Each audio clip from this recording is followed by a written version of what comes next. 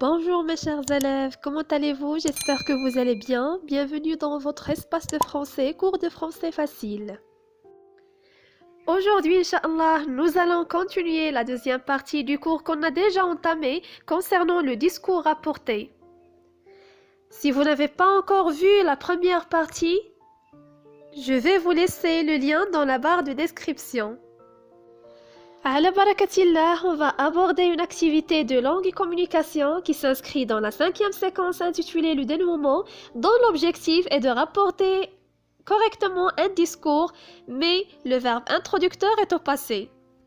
Au terme de ce cours, vous serez capable de rapporter un discours et de transformer correctement un discours du style direct au style indirect et vice-versa.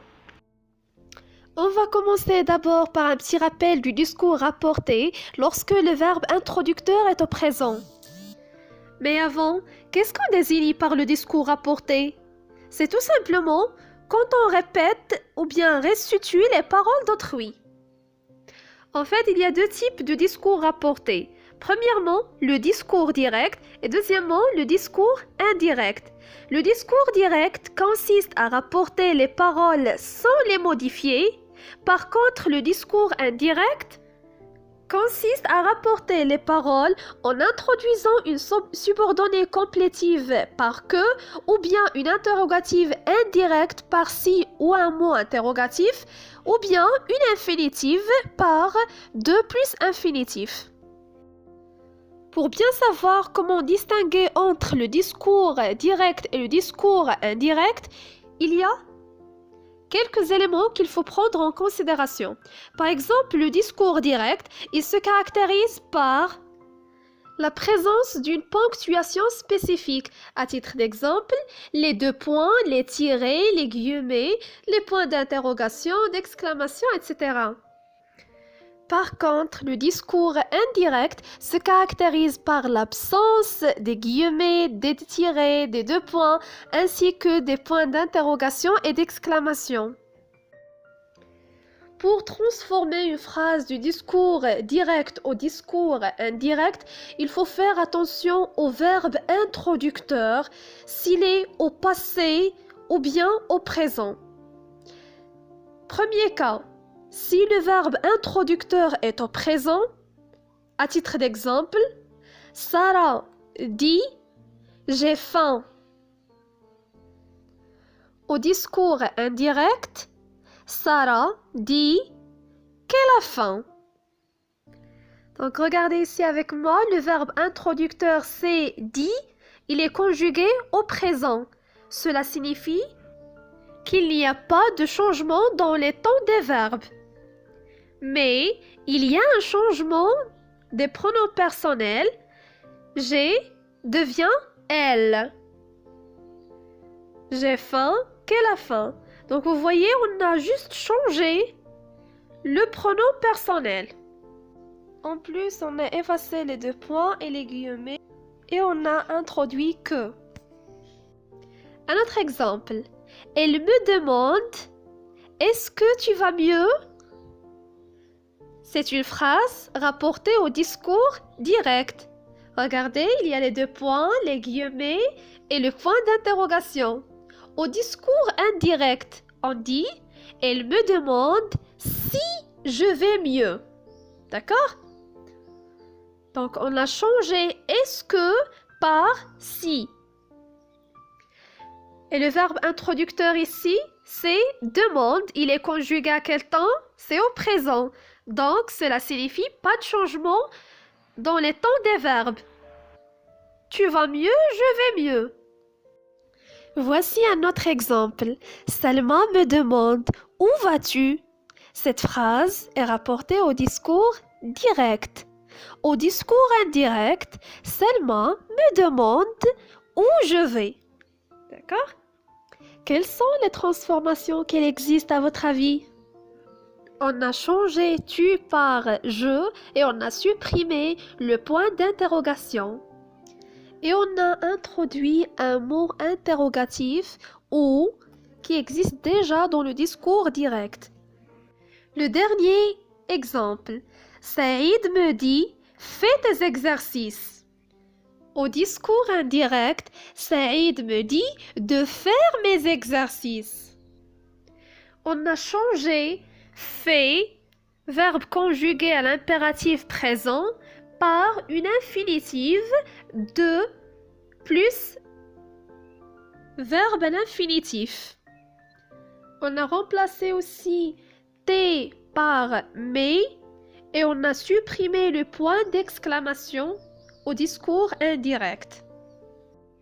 Donc pour conclure, lorsque le verbe introducteur est au présent, il n'y a pas de changement dans les temps des verbes ainsi que dans les indicateurs spatio-temporels lors du passage du discours direct au discours indirect. Mais on change les adjectifs, les pronoms personnels et possessifs ainsi que certains mots interrogatifs. Maintenant, nous allons voir les modifications qui se produisent lors du passage du discours direct au discours indirect lorsque le verbe introducteur est au passé. Par exemple, mon frère me demanda « Tu peux me prêter ton stylo ?» Donc cette phrase est au discours direct. Pourquoi? Il se caractérise par la présence des deux points, les guillemets et le point d'interrogation. Mais pour transformer cette phrase au discours indirect, je vous ai déjà expliqué qu'il faut faire toujours attention au verbe introducteur. Donc le verbe introducteur ici dans cette phrase, c'est demanda. Est-ce qu'il est conjugué au présent?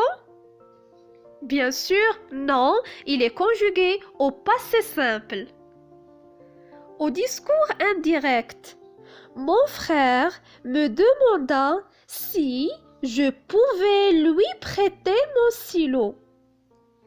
Et puisque le verbe introducteur est au passé, plusieurs éléments changent. Par exemple, on a supprimé les deux points et les guillemets et on a ajouté si. Pourquoi? Parce qu'il s'agit d'une phrase interrogative. On a remplacé aussi tu par je. Et on a modifié aussi les temps des verbes. Peut par pouvait. Normalement, c'est le verbe pouvoir. Dans le discours direct, il est conjugué au présent, mais dans le discours indirect, il est conjugué à l'imparfait. On a remplacé me par lui et ton par mon. Ton stylo, mon stylo. Donc vous voyez, lorsque le verbe introducteur est au passé, le verbe de la complétive change. Voici un autre exemple. Il m'a dit « Je vais bien aujourd'hui ». Donc cette phrase est rapportée au discours direct. Au discours indirect, il m'a dit qu'il allait bien ce jour-là. Donc, puisque le verbe introducteur est au passé, m'a dit, plus précisément au passé, il est conjugué au passé composé, on a introduit d'abord la subordonnée complétive par que, on a changé et on a modifié le temps des verbes. Je vais bien, qu'il allait bien. Mais on a modifié aussi l'indicateur de temps aujourd'hui dans le discours direct, ce jour-là dans le discours indirect. Il y a aussi d'autres changements qui se produisent lorsque le verbe introducteur est au passé qu'on va découvrir tout de suite. Concentrez-vous bien avec moi. Je retiens. Au discours direct, les paroles sont rapportées telles quelles, sans être modifiées. On remarque la présence des guillemets précédés de deux points et de verbes introducteurs comme demander, répondre, dire, etc. On peut également trouver des points d'interrogation ou d'exclamation. Au discours indirect, il rapporte les paroles en introduisant une subordonnée complétive. Il a dit qu'il aimait tant ses parents. Il se caractérise par l'absence de guillemets ainsi que des points d'interrogation et d'exclamation. On change des adjectifs, les pronoms personnels et possessifs, ainsi que certains mots interrogatifs. Notez bien, lorsque le verbe introducteur est au présent, il n'y a pas de changement dans les temps des verbes, ainsi que dans les indicateurs spatio-temporels lors du passage du discours direct au discours indirect.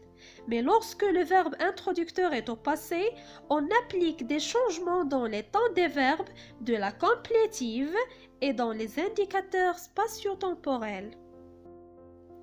On applique des modifications de temps. Par exemple, le présent de l'indicatif devient l'imparfait au discours indirect, passé composé ou bien passé simple devient le plus que parfait, l'impératif au discours indirect, on introduit la préposition de plus infinitif, le futur devient le conditionnel présent et le futur antérieur devient le conditionnel passé.